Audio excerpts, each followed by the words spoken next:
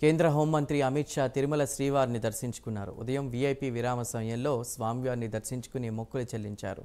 దర్శనం అనంతరం రంగనాయకుల మండపంలో వేద పండితుల వేద ఆశీర్వచనం అందించగా టీటీడీ ఈవో ధర్మారెడ్డి కేంద్ర హోంమంత్రి అమిత్ షాకు లడ్డూ ప్రసాదాలను అందించి శ్రీవారి శేష వస్త్రంతో సత్కరించారు.